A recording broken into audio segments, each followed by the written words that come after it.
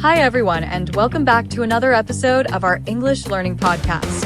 I'm Jennifer, and as always, I'm here with my amazing co-host, Elizabeth. How are you today, Elizabeth? Hi Jennifer. I'm doing well, thank you. Today's topic is one that sparks a lot of emotions and opinions. It's both deeply personal and political. We're discussing the question, is abortion murder? It's a topic that has been debated for decades, and people's views on it are often shaped by their personal experiences, religious beliefs, and cultural values. Today, we'll explore both sides of the debate, with the goal of understanding the different perspectives people have on this complex issue. That's right, Elizabeth. Abortion is a deeply divisive issue, and the question of whether it constitutes murder is at the heart of many debates around the world. Some people believe that life begins at conception and that ending a pregnancy is equivalent to taking a human life, which they consider to be murder.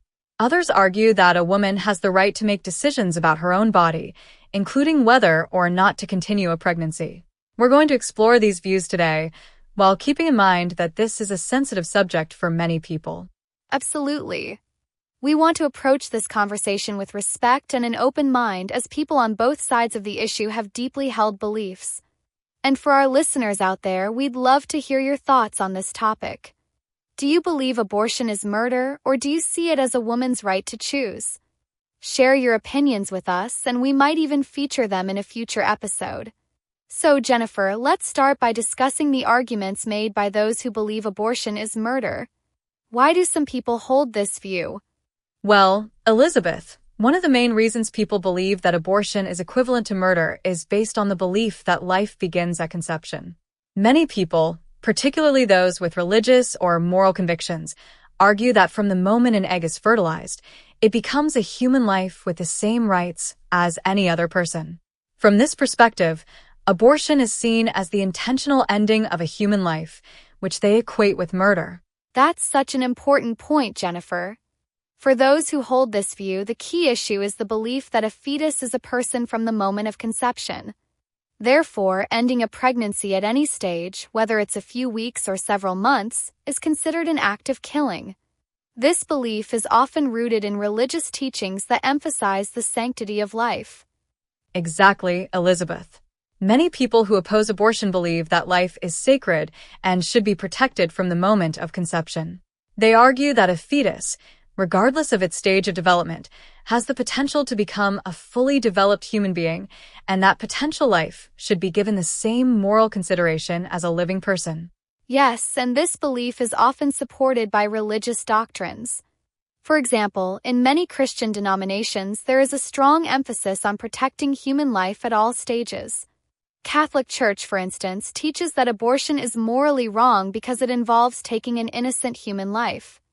Other religious traditions, like Islam and Judaism, also have teachings about the sanctity of life, though they may differ in their views on when life begins or under what circumstances abortion might be permissible. That's a great point, Elizabeth. And it's not just religious beliefs that drive this view. Some people hold secular beliefs about the moral status of the fetus. They argue that regardless of religion, a fetus is a human being with its own unique DNA and the potential to grow into a fully formed person. Therefore, from their perspective, abortion is seen as a violation of the fetus's right to life. Yes, Jennifer. For many people, the idea that a fetus has moral worth and should be protected is central to their opposition to abortion. They argue that society has a responsibility to protect the most vulnerable, and they see the fetus as a vulnerable, innocent being that needs protection. Exactly. And for those who believe abortion is murder, they often argue that women have other options, such as adoption, if they are unable or unwilling to raise a child. They believe that terminating a pregnancy is not the only solution, and that there are alternatives that allow the fetus to live and potentially be raised by another family. That's such an important point, Jennifer. The argument is often made that there are resources and support systems available for women who face unplanned pregnancies, and that those options should be pursued instead of abortion.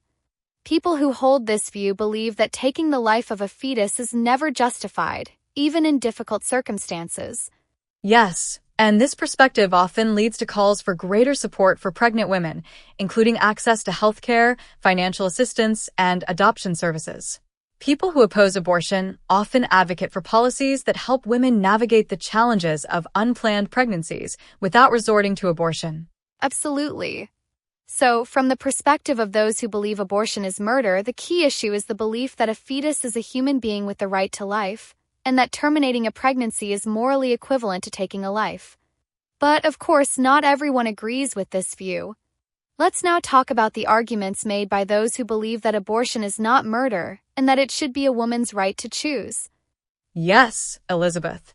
For those who support the right to abortion, one of the main arguments is that a woman has the right to make decisions about her own body. They believe that the decision to continue or end a pregnancy is deeply personal and should be made by the woman, in consultation with her doctor, rather than by the government or society. That's such an important point, Jennifer. The idea of bodily autonomy is central to the pro-choice argument. Supporters of this view believe that women should have the freedom to decide what happens to their own bodies, and that forcing a woman to carry a pregnancy to term against her will is a violation of her personal rights. Exactly. For many people who support abortion rights, the fetus, especially in the early stages of pregnancy, is not considered a fully developed person with the same moral status as a born human being. They argue that while the fetus has the potential to become a person, it does not have the same rights as the woman carrying it. Therefore, the woman's rights to her body and her life take precedence over the rights of the fetus. Yes, Jennifer. This view is often supported by medical and legal perspectives on when life begins. Many people believe that a fetus does not become a person with full moral rights until it reaches a certain stage of development, such as viability, which is the point at which the fetus can survive outside the womb. Before that point, they argue, the fetus is not a separate individual, and the woman has the right to decide whether or not to continue the pregnancy. That's such a great point, Elizabeth. In many countries, laws regarding abortion are based on the concept of viability. For example, in the United States, the Supreme Court's decision in Roe v. Wade established that women have the right to an abortion before the point of viability, which is typically around 24 weeks of pregnancy. After that point, states can impose restrictions on abortion, but the woman's right to choose is still protected. Yes, and this leads to another key argument in favor of abortion rights, which is that abortion can be necessary for a woman's health and well-being. In some cases, continuing a pregnancy can pose serious risks to a woman's physical or mental health. Supporters of abortion rights argue that women should not be forced to carry a pregnancy to term if it would harm their health, or if they are not emotionally, financially, or otherwise prepared to raise a child. Exactly, Elizabeth. For some women, the decision to have an abortion is based on personal circumstances, such as financial instability, domestic violence, or health complications. In these cases, supporters of abortion rights argue that forcing a woman to continue the pregnancy could have devastating consequences for her life and well-being. Yes, and this view is also supported by the belief that forcing women to carry unwanted pregnancies can lead to negative social and economic outcomes. Research has shown that women who are denied access to abortion are more likely to experience poverty, have fewer educational and career opportunities, and face long-term mental health challenges. Absolutely, Elizabeth. Pro-choice advocates argue that access to abortion is essential for gender equality, as it allows women to have control over their reproductive choices and, by extension, their futures. They believe that without access to safe, legal abortion, women's ability to participate fully in society would be limited. Yes, and another important argument is that banning or severely restricting abortion does not eliminate the need for abortion, it only makes it less safe. Before abortion was legalized in many countries, women often resorted to unsafe, illegal procedures which led to serious health complications and even death. Pro-choice advocates argue that access to safe and legal abortion is a matter of public health. That's such an important point, Elizabeth. Restricting access to abortion doesn't stop abortions from happening. It just makes them more dangerous. Supporters of abortion rights believe that it's essential to provide women with safe and legal options so they don't have to risk their lives by seeking out unsafe alternatives. Exactly, Jennifer. So, from the perspective of those who support abortion rights, the key issue is the belief that women should have the right to choose what happens to their own bodies, and that forcing them to continue unwanted pregnancies is a violation of their rights. They argue that abortion is not murder, but rather a personal medical decision that should be left to the woman and her doctor. Yes, Elizabeth. This perspective focuses on the importance of bodily autonomy, personal freedom, and the right to make decisions based on individual circumstances. And speaking of individual perspectives, I think it's a great time to hear from one of our listeners. Let's take a call from someone who might have an interesting perspective on the abortion debate. Hi there, you're on the air with Jennifer and Elizabeth.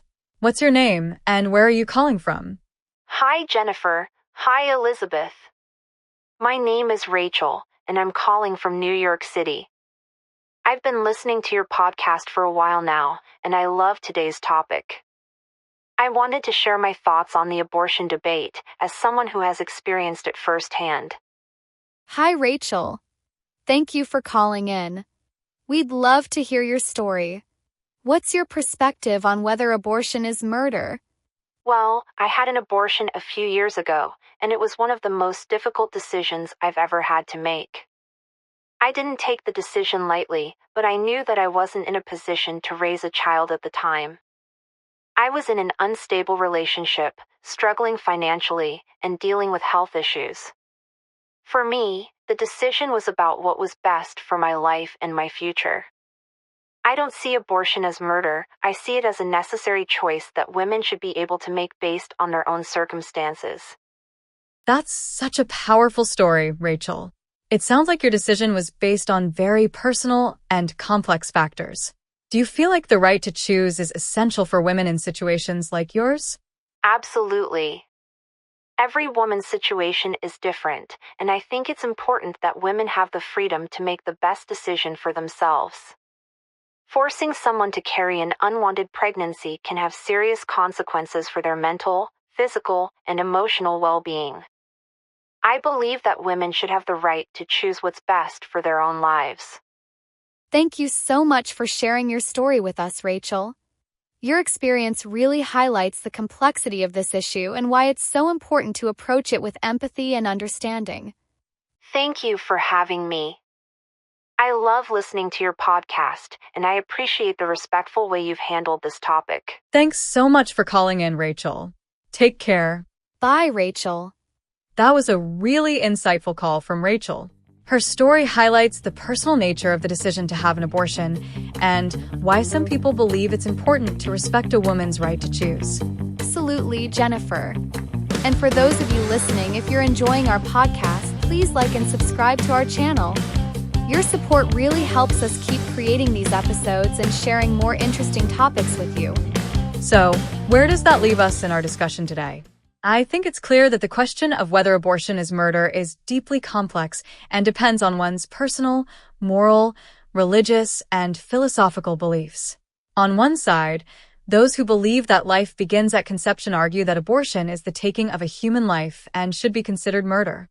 On the other side, those who support abortion rights believe that a woman's right to choose and her bodily autonomy take precedence, and that abortion is not murder, but a personal medical decision. Exactly. This debate touches on fundamental questions about when life begins, who has the right to make decisions about pregnancy, and what role the government should play in regulating those decisions.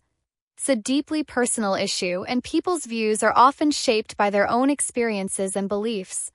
Absolutely.